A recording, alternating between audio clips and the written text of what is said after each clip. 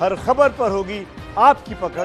Download कीजिए ABP live app. सुबह 10 बजे आरबीआई गवर्नर करने वाले हैं प्रेस कॉन्फ्रेंस। क्या शक्तिकांत दास देश को कोरोना काल में कोई आर्थिक दवा देने वाले हैं? इस खबर पर हमारी नजर बनी रहेगी और सुबह 10 बजे चूंकि प्रेस कॉन्फ्रेंस है तो 10 बजे ही इस पर लाइव कवरेज होने वाली है। जी हाँ, बिल्कुल। देखिए, कल प्रधानमंत्री और वित्त मंत्री निर्मला सीतारमण की भी मुलाकात हुई थी। उसके बाद आज RBI governor Shaktikanta Das press conference कर रहे हैं। हमारे साथ मुंबई से हमारे सहयोगी संवाददाता मृत्युंजय सिंह जुड़ गए हैं। मृत्युंजय, क्या हो सकता है प्रेस कॉन्फ्रेंस में, किस बात का ऐलान हो सकता है आज खास?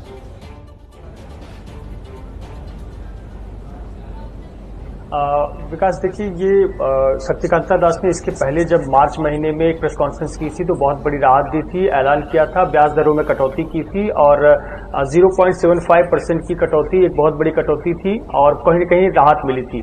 लेकिन उसके बाद आप देखिए कि बहुत सारी शिकायतें आ रही हैं कि ईएमआई बैंक वाले जबरन ले रहे हैं, जो थर्ड पार्टी ईएमआई देने वाले लोग हैं वो उनके मैसेजेस आ रहे हैं, कई लोगों के जो ईएमआई है वो ऑटोमेटिक डिडक्ट हो गए हैं। तो हो सकता है, पूरी संभावना है कि इस पर भी आरबीआई को स्पष्टीकरण दे।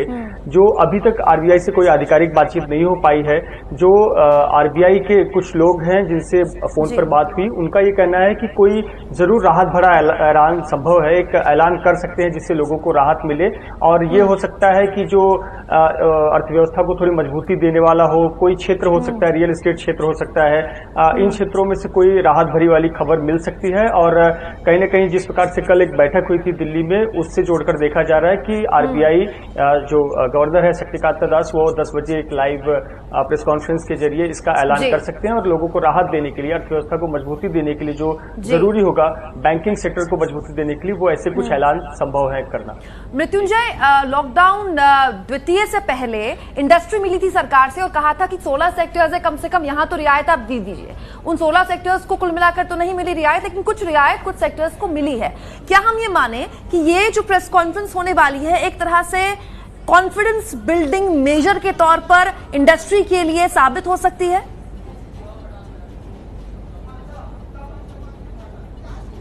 बिल्कुल सही कहा आपने। ये हम स्टेप 2 की तरफ बढ़ रहे हैं। जिस प्रकार से लॉकडाउन 2.0 अब शुरू हुआ है तो हम स्टेप 2 की तरफ बढ़ रहे हैं, यानी कि भविष्य में अब हमें किस दिशा में बढ़ना है उसकी तैयारी अभी से कर दी गई है और कहीं न कहीं आम आदमी को मार न पड़े, आम आदमी की जेब में पैसा बना रहे, जो मध्यम वर्गीय परिवार है, गरीब परिवार है, उसके जेब में कुछ पैसा रहे, उसको एक सेंस ऑफ सिक्योरिटी हो कि मेरे पास में कुछ जमा पूंजी है या मैं ये काम कर सकता हूं, वो एक सेंस ऑफ सिक्योरिटी पैदा करने की कोशिश आरबीआई की होगी और निश्चित रूप से आरबीआई जो ऐलान करेगा उनकी उसमें ये आम लोगों को ध्यान में रखा जाएगा, ऐसी पूरी संभावना है। और इस बीच देखिए, एक मैं बाजार का थोड़ा सा बता दूं कि ये जो ऐलान हुआ कि 10 बजे प्रेस कॉन्फ्रेंस करेंगे शक्तिकांत दास, बाजार बहुत सकारात्मक है।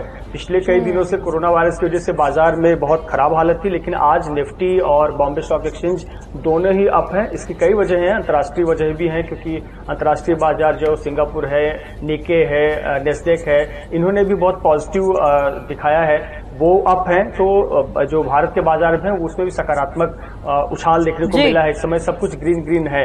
अब शक्तिकांता दास क्या ऐलान करते हैं ये बहुत कुछ निर्भर करता है और माना जा रहा है कि जरूर राहत देने वाली और आर्थिक मोर्चे पर राहत देने वाली। आप हमारे साथ बने रहिए। इस बीच हमारे साथ धीरेन्द्र कुमार जी जुड़ गए, वैल्यू रिसर्च के सीईओ हैं। धीरेन्द्र जी, आप भी लगातार नजर बनाए हुए हैं तमाम जो इकोनॉमिक एक्टिविटीज जिस तरीके से उन पर ब्रेक सी लग गई है, तो ऐसे में आज जो आरबीआई की प्रेस कॉन्फ्रेंस होने वाली है, क्या कुछ उम्मीद इससे जताई जाए? जी हाँ, बड़ी उम्मीदें जताई जाती है हमें है प्राइमरीली लिक्विडिटी रीइंफोर्स करने के लिए, क्योंकि अभी हमारे यहाँ जो कुछ भी कदम उठाए गए थे पहले, जो 27 मार्च को जो कदम उठाया गया जिसमें कि 75 बेसिस पॉइंट 3.4% जो रेपो रेट और reverse repo rate 90 basis point की कमी की गई, उसमें उसका असर अभी तक आया नहीं है। या फिर और दूसरा कि जो भी मॉरेटोरियम अनाउंस किया गया था कि 3 महीने तक एनपीए को एक्नॉलेज करने की छूट दी गई थी, उसकी बारीकियों को भी एक्सप्लेन करने की जरूरत है। और लेकिन हमारे सिस्टम में अभी लिक्विडिटी दोबारा से रीइंफोर्स और इंक्रीज करने की जरूरत है, क्योंकि अभी जिस तरह की भगदड़ मच सकती है, क्योंकि अभी लोगों के हाथ में पैसा होना चाहिए और पैसा उपलब्ध होना चाहिए। सरकार एक तरफ कह रही है कि आप अपने यहाँ लोगों को निकालिए मत, छोटे और मीडियम स्केल बिजनेसेस को और कारोबार ठप है। जिसके पास पैसा है वो अभी अचानक, और ऐसी स्थिति में अगर आपके पास कुछ भी पैसा होगा तो आप उसको देने के बजाय आप रखना चाहेंगे। तो पैसे का फ्लो बिल्कुल कम हो गया है, सिस्टम से पैसा निकला है, लोग अपने जेब में पैसा रखना चाहते हैं। और ऐसी स्थिति में कॉन्फिडेंस रीइंफोर्स करना, लिक्विडिटी रीइंफोर्स करना, लिबरल एक्नॉलेजमेंट का रूल्स बनाना, और इसको और जो कुछ अनक्लियर रह गया था उसको बताना, वो उस चीज को क्लैरिफाई करना मुझे लगता है बाजार के लिए जरूरी है। बाजार में जो ये भारी उतार चढ़ाव दिख रहा है, मुझे लगता है कि इसका हमें कोई खास मतलब नहीं निकालना चाहिए। इसका मतलब केवल ये है कि किसी को कुछ नहीं पता है कि क्या हो रहा है, इसलिए एक दिन 2% 1000 पॉइंट बढ़ता है, अगले दिन 1000 पॉइंट गिरता है। धीरेन्द्र कुमार जी, आपको क्या लग रहा है, क्या ऐसे कदम हो सकते हैं कि जो अर्थव्यवस्था में पैसे का फ्लो वापस आ जाए? फसल कटने का टाइम आ चुका है, सरकार उसकी खरीदी करने जा रही है, ग्रामीण इलाकों में शायद पैसा पहुंच जाएगा, लेकिन शहरी इलाकों में कैसे होगा? शहरी इलाकों में नहीं होगा। शहरी इलाकों में तभी हो सकता है जब जितने भी एम्प्लॉयर हैं, लेकिन हमारे यहाँ समझना चाहिए कि हमारे यहाँ अधिकतर लोग अनऑर्गेनाइज सेक्टर में, अधिकतर रोजगार हमारे यहाँ अनऑर्गेनाइज सेक्टर में है, और वहाँ पे ही हमने देखा था कि हर तरह का पलायन हो रहा था, लोग गांव वापस जा रहे थे, माइग्रेंट वर्कर जा रहे थे। उन तक पहुंचना और उन तक डिलीवर करना बड़ा मुश्किल काम है, और इस वजह से इसका कोई आसान तरीका नहीं है। जब भी स्थिति नॉर्मल होगी तब ये, उसके बाद 2, 4, 6 महीने में लोग वापस आएंगे, काम पे लगेंगे, और इस बीच में जो सबसे कमजोर 10-15% कारोबार है वो बंद हो जाएंगे।